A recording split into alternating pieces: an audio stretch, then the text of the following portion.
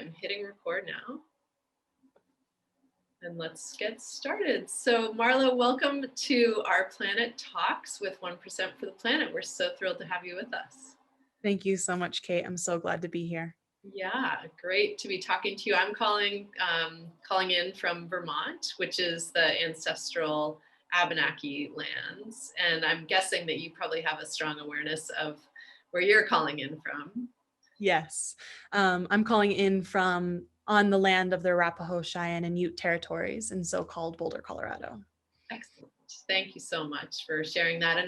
And welcome to all of our listeners here. This is going to be just a great conversation, informal conversation between me and Marlow. Unfortunately, you'll get to hear a lot more from Marlow than you will from me, which is just as it should be because she has such a great story to tell.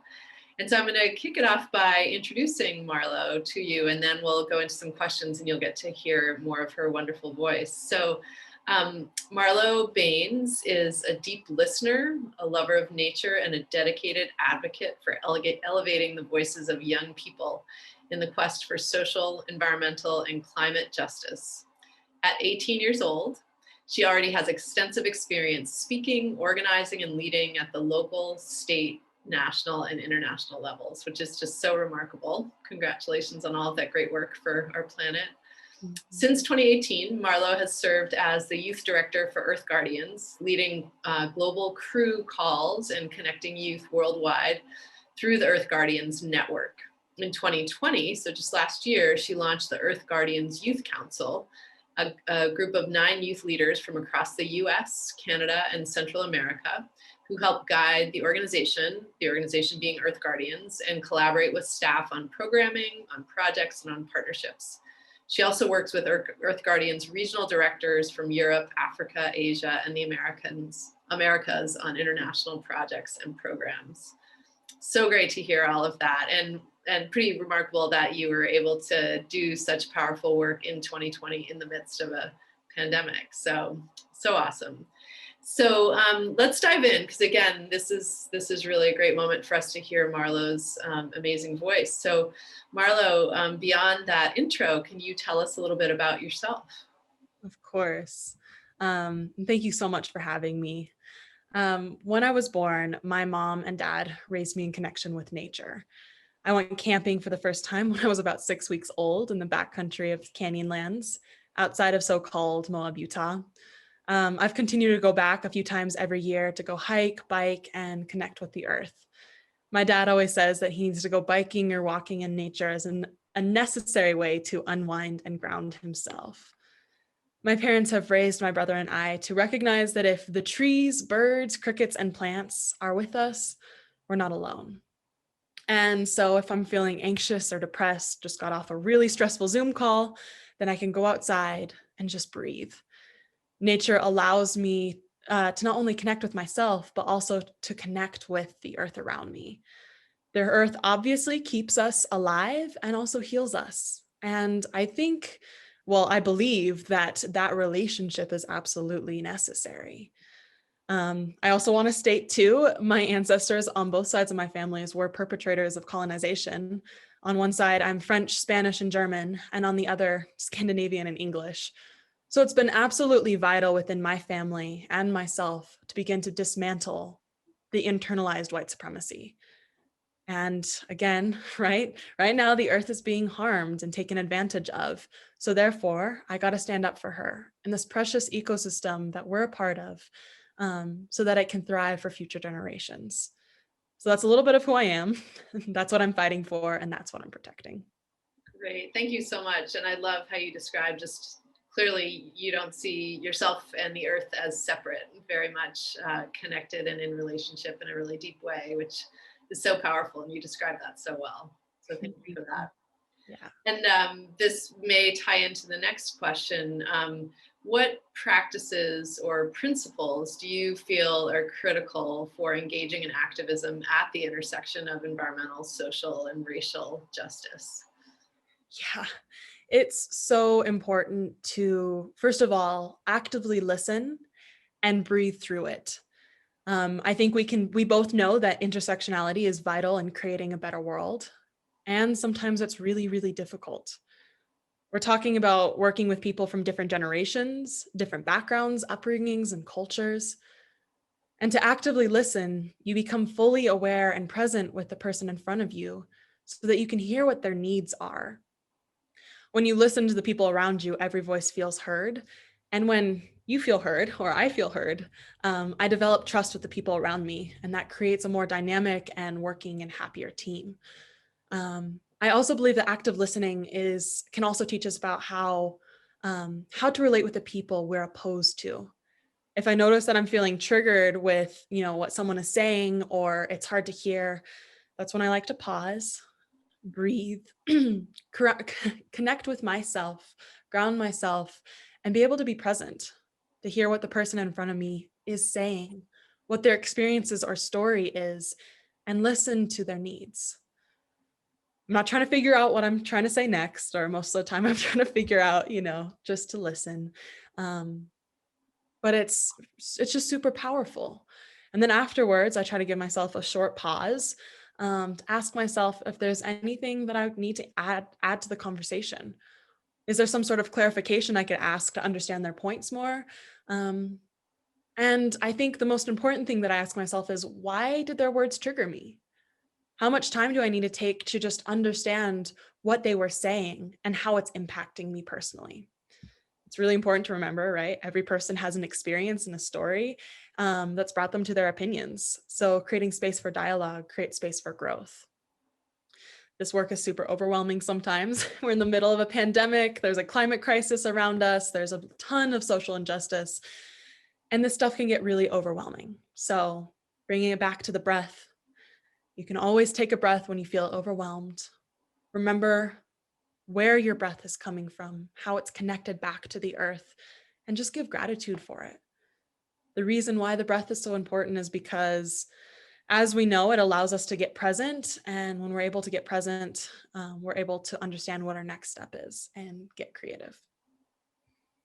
Thank you so much. That's a really wonderful and thought-provoking answer. And I think one of the things that really stands out for me is it's like hearing you say the bigger and more challenging the conversations or issues are, the more important that like super centered, grounded, breath focused approach is, Yes. just to kind of keep us in the moment and keep us listening.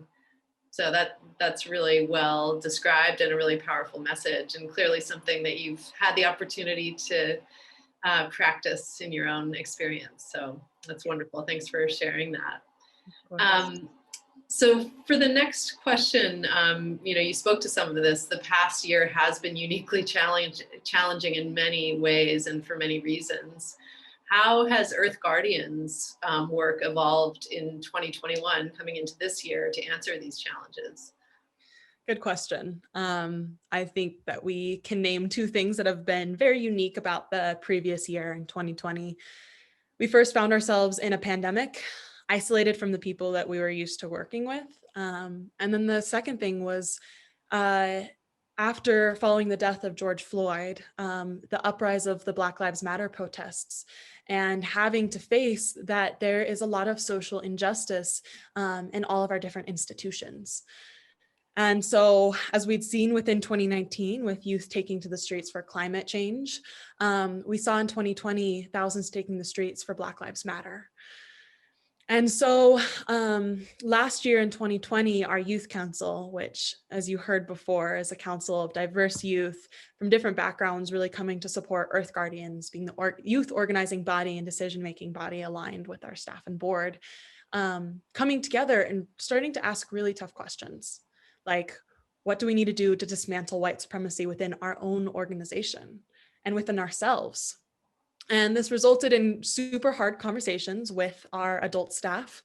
Had to breathe through a lot together. And it's not easy work, but I found that if we can do it, if I can do it, then anyone, anywhere can. And it's super important too. So we started to look at, what are our funding structures, decision making, and power, and how can we create a more collaborative process to make sure that every voice is heard when we're making these sort of decisions. So the beginning of 2021, I feel like we've really been able to refocus on our North Star, look at, as an intergenerational organization, how can we support and work towards supporting our youth crews and leadership on the ground, and really bring it back to truly grassroots, because that's the work that EG has done all of these years. So we're launching a project grants program to get financial resources into the hands of our youth leaders, so that they can use them within their communities. And what I truly believe is unique about this program is that the youth council, myself, and our adult staff who've built this program are creating a support structure for our crew leads, so that they can network and share solutions within themselves, so that they can learn from each other and then take it back to their communities. So we went from 2019 going into the streets, demanding climate action, to now providing resources and supporting one another so that we can go forward and create those solutions and do that very necessary work to create the change we want to see. Fabulous. So great to hear that. And what a couple of years it has been. And so great that, you've been there for that and really seen that change continue to carry through. So it's great to hear all of that. And as you mentioned, it's a hard conversation sometimes for sure, and hard work sometimes. And what gives you hope to keep going? I think that this question is something that every person should think about as they're starting their work days off or their life. For me personally, it's the human being's capacities to meet the challenges of our time. It's the youth that I work alongside with to know that if we can collaborate and speak together, listen to one another, support one another's needs, that there's a way to move forward.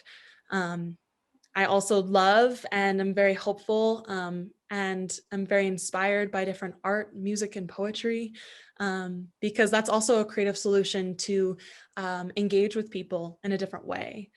So I would just have to say, like, overall, what gives me hope is just people gathering in whatever capacity that they can, sharing where they're at, and recognizing, especially in the work that I've done, that we can move forward, and that listening is just so important in doing so. That's great. And it sounds like, in a way, for you, hope is a daily practice. Not just something that appears.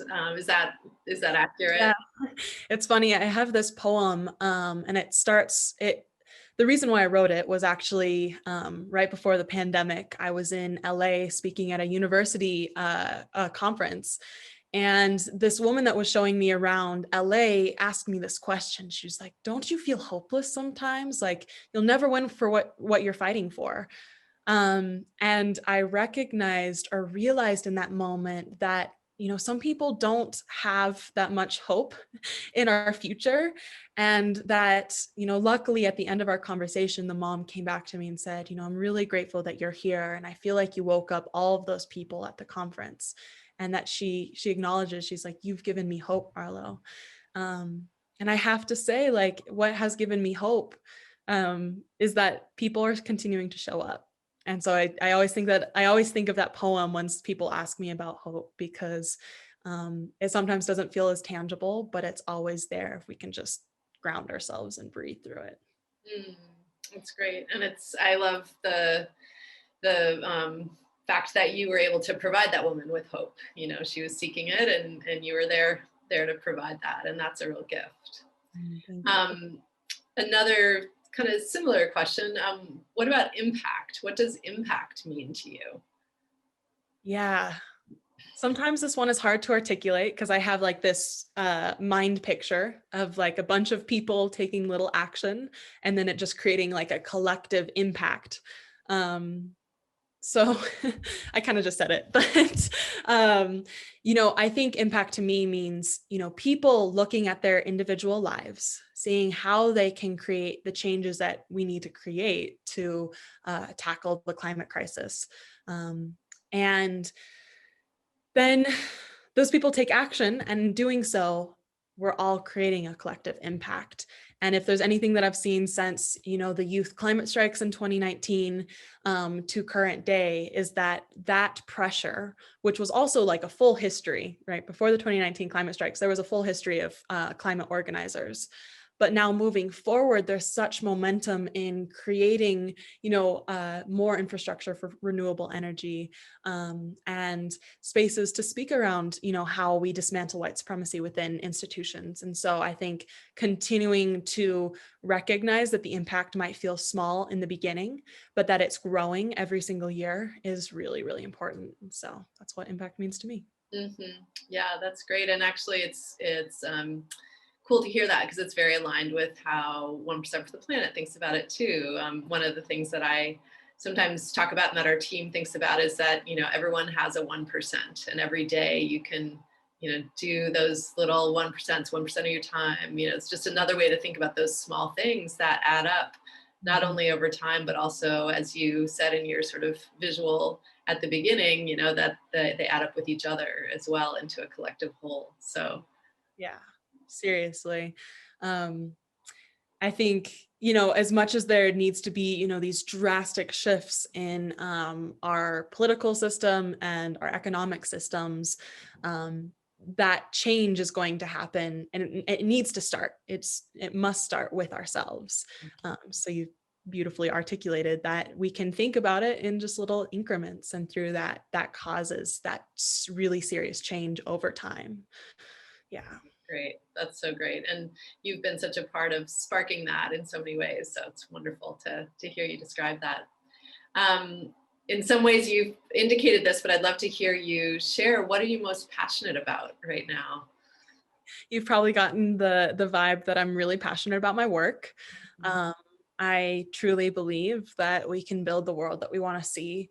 But I'm also passionate about poetry. I self-published a poetry book last year, titled Little Black Book, A Young Activist's Love Story.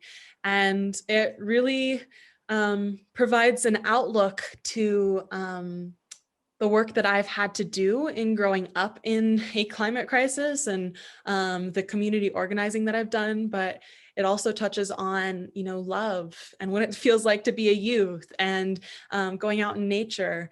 And I really truly believe that, like poetry, which again, right, big passion of mine, poetry can bring people together, same way that art and music does.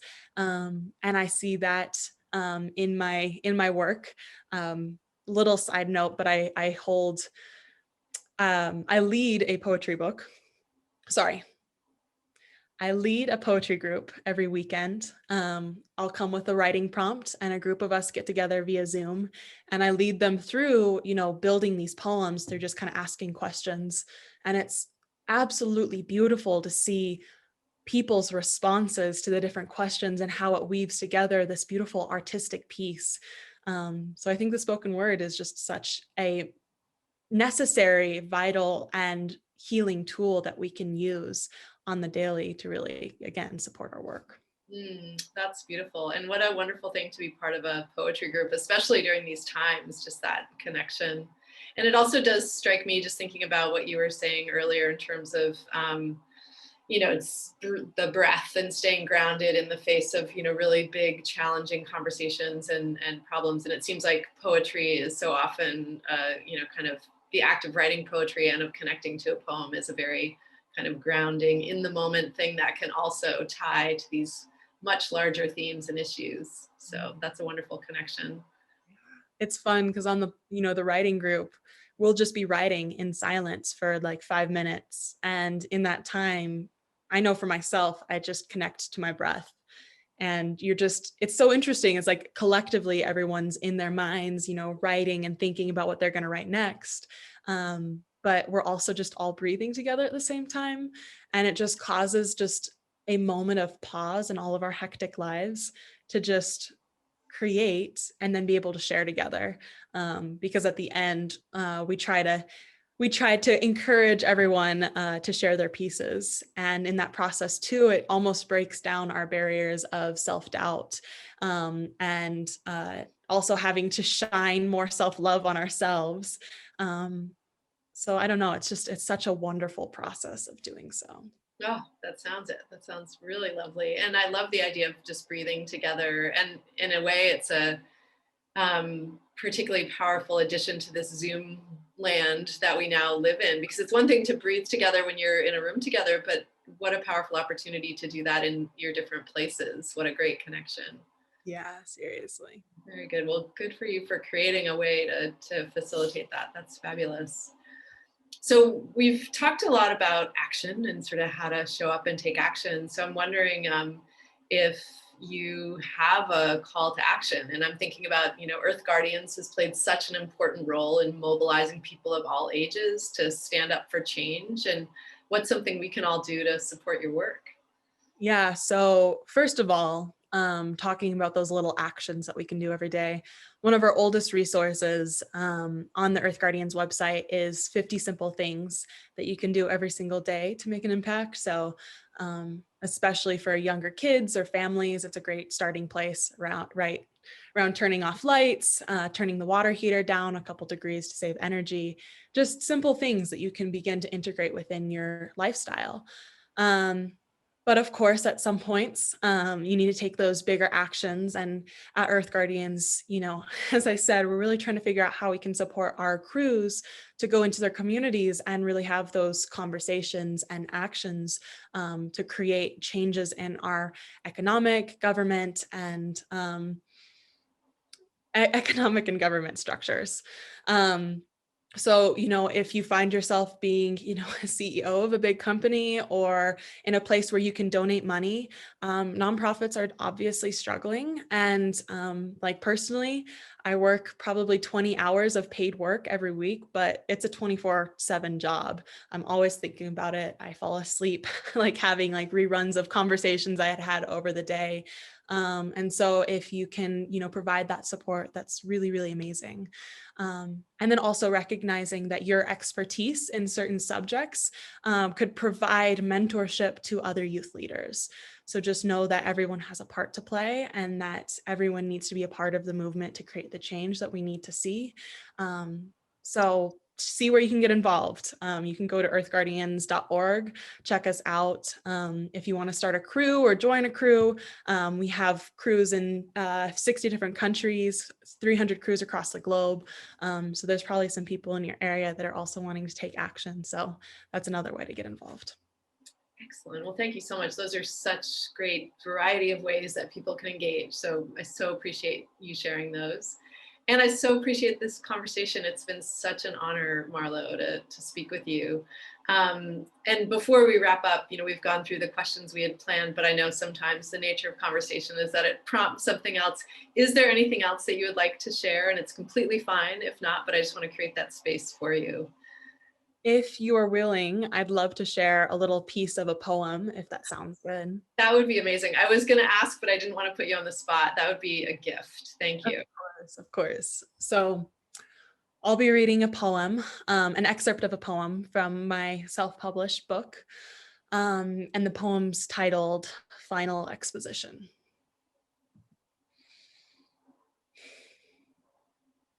So yes, our countries look different in names, numbers, and social statistics, but I see my country and cry for the pain never seen by the economists, politicians, president, and billionaires.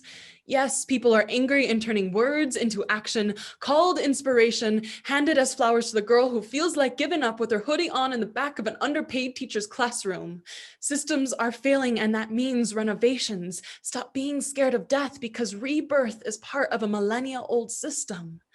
And I'm awakened by the sky color turned dark, born into light that turns into gold that showers the earth in a sigh of relief, because emotions are a cycle causing all of us to be human and nature is loving. So yes, we are waking up in masses of poppy fields that wink black eyes of beauty, interconnected like stars sprinkled in galaxies far on another island. We are different, and yet similarly perfect in imperfect cohesion. My country hurts because maybe we have a disease that they don't want to treat, but we, the people, as the body, need to acknowledge the trauma. Be the blood, nerves, and brain to knit it back together. Our people imagined a country. Now, isn't that lovely? The idea of a competition deconstructed into ideas that are made into minds that can change and call for facilitated collaboration. And one day, One day he'll ask me about what I think about politics in my country, and I'll say, our borders are under reconstruction because we've only imagined them, so we can change them. All things being equal, something so revolutionary that they call it the evolution of consciousness. Isn't that spectacular? And the whole time, we finally realized people were in power, and that human means keeping our piece of space clean and healthy, and we've done it. And every night I will go to sleep mystified by the sacred whole soul that holds our being, and that nature did it. Youth helped it, and adults joined in, and we bounded and leaped together. I will weep in this man's presence as I greet him as another human being. We will come to terms. Humans' worries are just constructed beliefs made by emotions brought by the wrongdoing of people. I'm back in the current moment, and he says, your country is perfect. And I smile because I know it isn't, so I respond, we are human, therefore what is a country? And I get back to work smiling because we are creating change globally. Thank you so much. What a gift. That was so fabulous. Thank you so much for sharing that and creating that. And I know that you, in our conversation today, have given so many of the people who will be listening hope and clarity about actions they can take and just a vision. So thank you so, so much. That was absolutely wonderful from start to finish. Thank you so much, Kate. Thank you for this opportunity. And I do hope that people feel a little bit more hopeful after watching this. I'm quite confident that they will. Thank you.